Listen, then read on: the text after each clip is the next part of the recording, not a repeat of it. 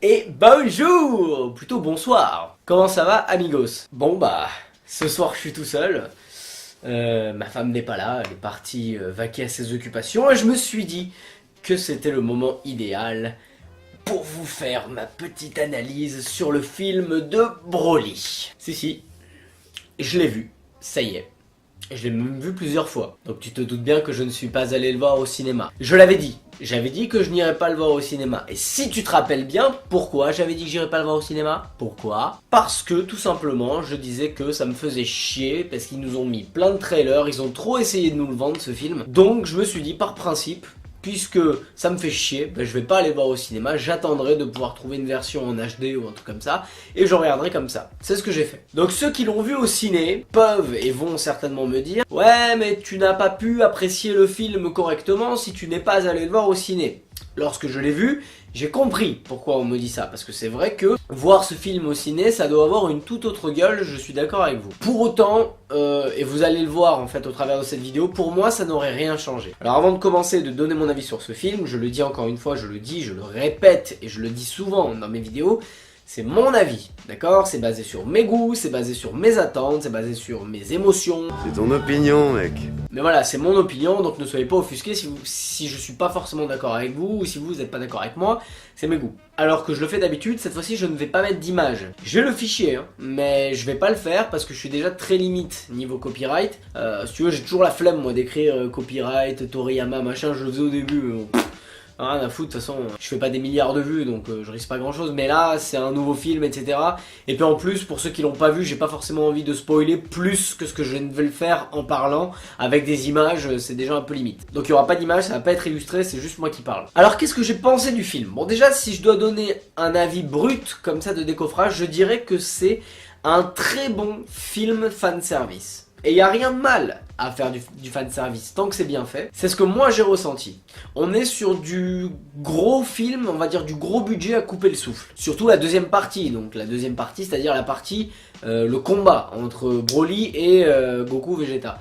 Donc là on est sur un graphisme qu'on n'avait jamais vu dans Dragon Ball Super, même dans Dragon Ball tout court, on n'avait jamais vu ça, il y a des angles de vue incroyables, à un moment donné Broly tabasse Sangoku, on dirait qu'il a une GoPro tu sais ici, donc on voit juste ses bras et on voit Sangoku en prendre plein la gueule comme ça, les transformations sont incroyables, les techniques sont incroyables, les graphismes sont magnifiques. Ce film c'est vraiment du très bon spectacle, et tu sens qu'ils ont mis le paquet, niveau qu'ils ont investi dans le visuel. Pourtant, là je parle de la deuxième partie, et je le dis volontairement deuxième partie parce que le sentiment premier que j'ai eu à la fin du film, c'est j'ai vu deux films. Une première partie et une deuxième partie. Et c'est sur ça que je vais revenir. Donc la première partie, vous le savez tous, même ceux qui n'ont pas vu le film, c'est une partie qui accentue ses efforts sur la planète Vegeta, sur la conquête de la planète Vegeta, vraiment sur les Saiyans, sur l'histoire des Saiyans, l'histoire liée de Saiyan et Freezer. J'ai globalement préféré cette partie-là à la deuxième. Parce que là vraiment on apprend des choses, cette partie est vraiment cool. De toute façon dès que c'est un peu historique etc j'adore. Et puis en plus l'histoire des Saiyans, on y voit des choses qu'on connaissait pas forcément. Alors le trailer avait à peu près tout dit, c'est pour ça que je disais que j'étais pas allé le voir au cinéma parce qu'ils m'ont déjà tout dit, donc je savais à peu près tout ce qui allait se passer. Mais c'est quand même agréable. On voit des trucs, on voit la conquête de la planète Vegeta. Ça c'est un truc que j'avais dans mon bloc-notes sur le téléphone. Des sujets qu'un jour je voudrais aborder, tu vois. La conquête de la planète Vegeta, c'est génial. Donc tu vois la conquête, comment les détecteurs fonctionnent. Tu vois à l'intérieur du détecteur comment ça marche, ça j'ai bien aimé. Et puis globalement tu vois la vie des Saiyans sur leur planète. Tu vois leur soumission à Freezer. Même si à un moment tu vois quand le roi Cole des Freezer arrive, le roi Cold dit aux Saiyans, voilà, à partir de maintenant vous allez obéir à mon fils Freezer, tout sera pareil, le seul détail c'est qu'il est encore plus cruel que moi. Bon, je trouvais ça con cette phrase parce que il aurait fallu que ce soit implicite en fait, qu'il fasse quelque chose, que Freezer fasse quelque chose pour montrer qu'il est encore plus cruel que Cold. Là j'aurais trouvé ça plus sympa que de le dire en fait. Mais bon, voilà, ça c'est mon avis. Restez, ça ne fait que commencer. Voilà, il y a pas mal de références si tu veux dans la première partie, il y a pas mal de références à Dragon Ball, tu vois, et puis en plus ça nous donne pas mal d'infos sur des trucs qu'on savait pas, donc c'est plutôt cool. Alors je vais pas m'étendre sur chaque perso parce que cette vidéo va déjà durer longtemps je pense, j'ai pas envie qu'elle dure trop longtemps. Voilà, on y voit l'histoire de Broly et Paragus, du coup Broly et Paragus qui deviennent canon. Leur histoire est similaire quasiment à celle du film de 93, 93, c'est-à-dire que dans les deux films, bah, le roi Vegeta a une rancœur contre Broly qui est beaucoup trop puissant, il est un peu jaloux parce que Broly est plus puissant que son fils. Par jalousie, en fait, il décide d'écarter Broly et son père très loin. Donc l'intrigue est un peu la même et Paragus de ce fait décide d'utiliser la puissance de Broly pour se venger. Donc l'histoire est la même. Alors par contre, première déception, c'est le personnage de Badak. Ça m'a déçu parce que un personnage comme Badak ne doit pas être survolé comme ça l'a été dans ce film. On le voit 3 minutes alors qu'on nous l'avait teasé. Donc je m'attendais vraiment à quelque chose de plus profond pour Badak. Là, il n'y a rien. Ça veut dire qu'il est sur le chemin pour rentrer sur la planète Vegeta parce que Freezer a demandé à tous les Saiyans de rentrer, puisqu'en gros, lui, son plan, c'est tous les rassembler puis les exterminer. Badak se dit, bon, c'est bizarre, on nous rassemble tous. Pourquoi? Il se dit, peut-être qu'on veut nous anéantir. Et il rentre sur la planète Vegeta et il entend un des Saiyans qui dit, tiens, c'est marrant, Freezer, il est en train de s'intéresser à la légende du Super Saiyan. Et là, d'un coup, Badak tilt et dit... En fait, il a peur du Super Saiyan, c'est pour ça qu'il veut tous nous détruire. Ça passe en 2 secondes, tu vois, c'est bâclé. C'est complètement bâclé, j'ai pas du tout aimé ce passage, j'ai pas du tout aimé le passage de Badak, parce qu'on sait rien de lui. Au contraire, tu vois, enfin, quitte à refaire son histoire, à refaire un Badak, mais montre-nous un truc cool, parce que là, il meurt exactement de la même manière que dans le film TV spécial. Je sais pas, change son histoire, fais-le dire au roi Vegeta que Freezer va détruire la planète, les deux ils s'unissent, ils se battent ensemble, ils créent une rébellion, tout le monde meurt de toute façon parce qu'ils sont pas de taille contre Freezer, mais que Freezer flippe et que le truc qu'il a toujours eu peur, c'est-à-dire que les Saiyans s'unissent contre lui, arrive enfin. Et que là il ait peur et qu'ils les détruisent tous, tu vois. Ça j'aurais kiffé. Mais en fait non, il se passe juste la même chose que dans le premier film. C'est-à-dire que Badak déjà c'est le seul à se battre. Tu vois Freezer qui balance sa supernova et puis t'as Badak qui balance son truc là.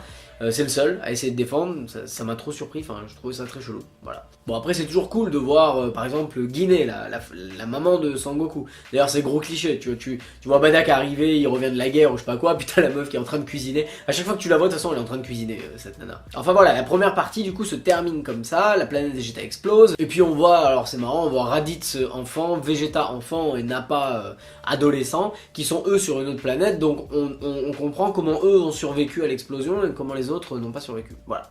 Et la deuxième partie commence. Alors, la deuxième partie en fait elle commence avec une intrigue de merde. Et c'est à partir de là en fait qu'on commence à voir, que moi en tout cas j'ai commencé à voir le gros problème du film. Freezer veut trouver les Dragon Ball de la Terre pour grandir de 5 cm. Ceux qui n'ont pas vu le film, désolé je vous spoil ça, mais oui vous m'avez bien entendu, le vœu de Freezer c'est de grandir de 5 cm. Si tu regardes mes vidéos depuis longtemps, j'ai même pas besoin de t'expliquer pourquoi ça me fait chier en fait. En plus, on vient de nous montrer toute une grosse partie qui se veut quand même assez sérieuse. Et là, on nous apporte un gag pareil, genre Freezer, le tyran galactique, qui veut trouver les Dragon Ball pour grandir de 5 cm. Et en plus, on lui dit, mais pourquoi tu veux pas grandir de plus? Parce que ça ferait chelou que les gens me voient aussi grand d'un coup. Attends, t'es sûr que c'est Dragon Ball là?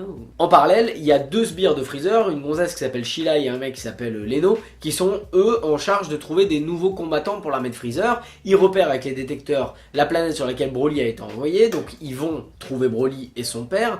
Donc il y a la première apparition de Broly qui est très stylée. En fait, Broly a été envoyé sur une planète où il y a des espèces d'araignées géantes. Lui-même, en fait, il les bouffe, il boit leur sang. Enfin bref, elles sont assez dangereuses ces bestioles et en fait.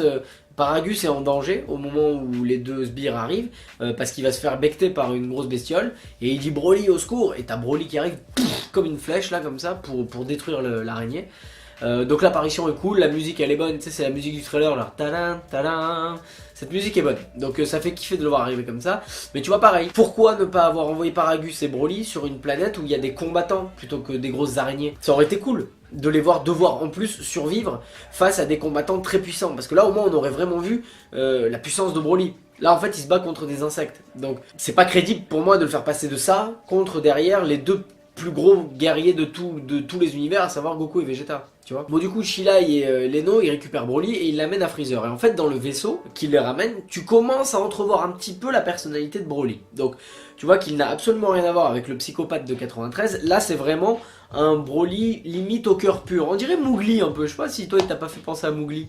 Il est mignon Broly, tu sais t'as envie de le prendre dans tes bras, enfin pas trop parce qu'il est solide quand même, mais il est vraiment gentil, il est innocent, il sait même pas parler, il est là, arigato Genre il est trop chelou, tu vois que c'est un enfant sauvage quoi. Mais pour autant, à un moment la gonzesse, la Shilai, elle se fait emmerder par un sbire de Freezer. Et Broly en fait il intervient et fait oh tu fais quoi toi? Et le sbire il essaie de défoncer Broly, ça marche pas. Et en fait Broly s'énerve et là donc référence au film de 93, Broly porte un collier et Paragus peut le stopper à tout moment avec une télécommande. Donc comme dans le film, je m'étends pas là-dessus. Mais le gros problème, c'est que ce que je viens de te raconter sur Broly, sur sa personnalité, etc., c'est tout ce qu'on va savoir du personnage à partir de là jusqu'à la fin. Ses rêves, ses motivations, ses envies, on ne saura rien de lui. C'est une coquille vide, Broly. Son nom apparaît sur l'affiche du film, c'est le héros du film, on ne sait rien de lui. Vous trouverez ça peut-être normal, je sais pas.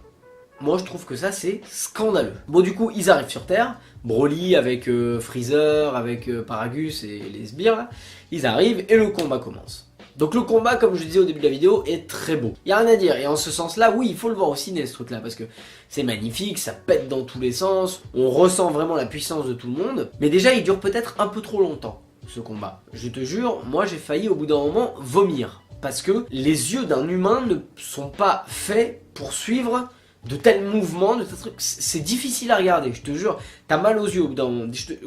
Je me suis moi-même surpris plusieurs fois en train de faire comme ça, genre. Je te jure. J'ai dû le voir d'ailleurs en plusieurs fois, parce qu'au bout d'un moment, je pouvais plus regarder le combat, ça va trop vite, c'est trop... Je sais pas comment vous avez fait au ciné, c'est... Et puis encore une fois, non seulement ça fait mal aux yeux, mais surtout, ce qui m'a fait mal à la gorge, et ben c'est Broly. Parce qu'en fait, la seule chose que Broly fait de tout le film, c'est gueuler. Il ne fait que gueuler. Encore une fois, c'est le héros. C'est le personnage principal.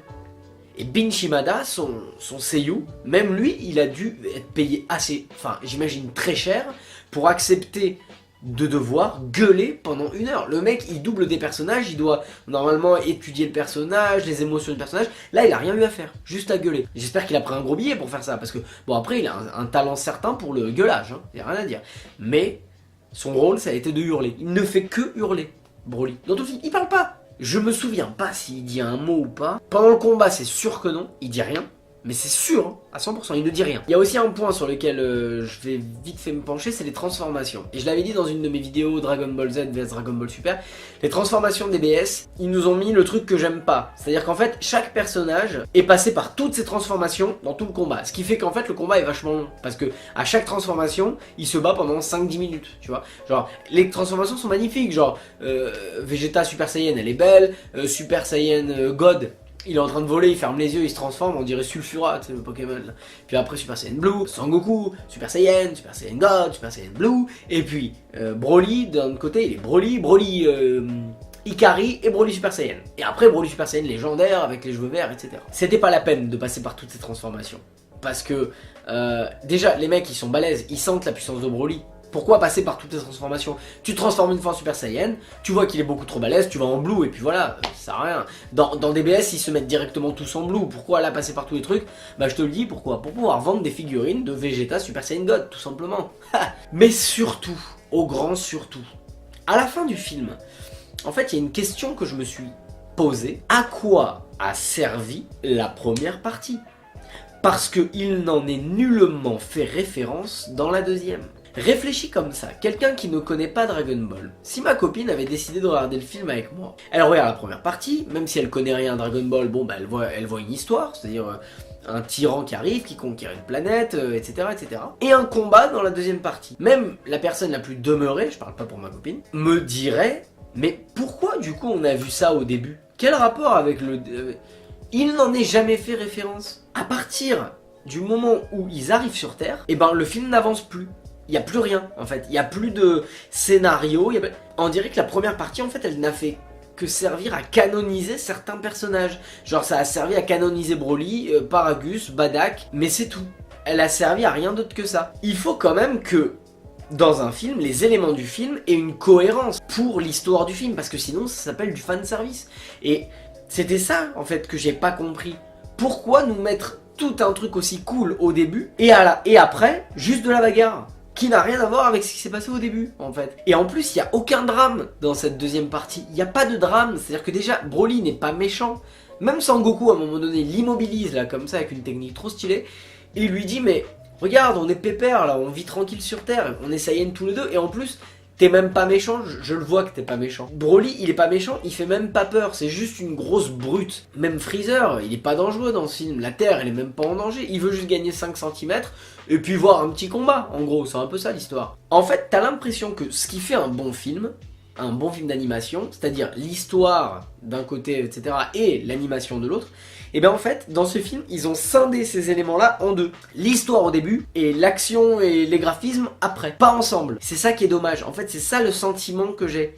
Si tu veux, si tu mélanges les deux, tous les éléments sont là pour un film parfait. Mais c'est juste mal réparti en fait dans le film. C'est ça mon sentiment sur ce film. C'est mal réparti. On a tout mis au début, tout le cool on l'a mis au début. Et puis après, bah, baston, épique, machin. C'était pas ça que je voulais voir. Vous me connaissez si vous êtes là depuis longtemps, moi j'aime bien, j'aime pleurer, j'aime quelqu'un qui se sacrifie pour en sauver un autre, j'aime un mec qui se transforme parce que quelqu'un est mort. Et non, quand Paragus meurt, ça compte pas, parce que c'est trop bizarre. Freezer le tue en mode, tiens, c'est un Saiyan se met en colère, du coup il se transforme, ouais. Ah, Broly, Paragus est mort. À ce moment-là, en fait, on sait pas ce qui se passe dans la tête de Broly. Bon, il se transforme, mais est-ce qu'il sait que c'est Freezer qui l'a tué? On sait pas, puisque finalement, il s'attaque un peu à Freezer, un peu à Sangoku. À la fin, il est pote avec Sangoku aussi, donc...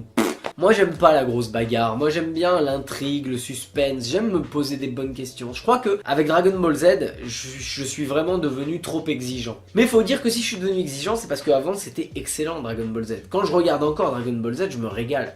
J'ai envie de pleurer sur certains épisodes, je suis angoissé alors que je connais déjà la fin sur certains épisodes aussi, tu vois. Voilà pour mon avis, j'espère que je n'ai pas été trop violent, et puis même si je l'ai été, bah vous me connaissez, c'est mon avis, hein, et puis c'est comme ça. Bienvenue à tous les nouveaux, puisque là on a eu une vague d'immigration sur la page Yaniv avec un V en un week-end, je crois qu'on est à presque 700 là, alors qu'on était 500 au début de semaine dernière, donc merci, hein, bienvenue à tous. Aux anciens, bah... soyez cool avec les nouveaux. J'ai pas beaucoup parlé de Broly tout simplement parce que je vous réserve une petite vidéo d'analyse de personnalité où on va comparer l'ancien et le nouveau. Donc ce sera la prochaine vidéo sur la chaîne que je vais m'éclater à faire. Je sais pas quand est-ce qu'elle va sortir parce que j'ai envie vraiment de me poser dessus et de bien écrire, etc. Parce que là, je me suis un peu... je fais un peu à l'arrache là dernièrement parce que j'ai plus trop de temps. Mais voilà, là je vais essayer de bien me poser sur celle-là. Et voilà pour moi amigos. Donc je voulais également rapido remercier toutes les personnes qui partagent mes vidéos, parce que je vois que vous êtes de plus en plus à partager, et ça me fait putain de plaisir. Quand je vois un partage, je me dis bah tu vois, là je me suis cassé le cul, et il y a quelqu'un qui a aimé, et qui veut le montrer aux autres. Enfin, à chaque fois que je vois un partage, je suis tellement heureux, et je vois qu'il y en a beaucoup, donc merci à tous ceux qui partagent les vidéos. Vous pouvez retrouver toutes mes vidéos sur la chaîne YouTube, Yaniv avec un V, et également sur la page Facebook Yaniv avec un V. Mes vidéos sont également publiées sur la page Dragon Ball Stark Z, avec laquelle je suis en partenariat. Je remercie tous les admins de toutes les pages sur lesquelles je publie mes vidéos. Et c'est tout pour moi amigos, je vous souhaite une bonne journée ou une bonne soirée. Je ne sais pas quand est-ce que vous regarderez mes vidéos. Et je vous dis à la prochaine. Bisous.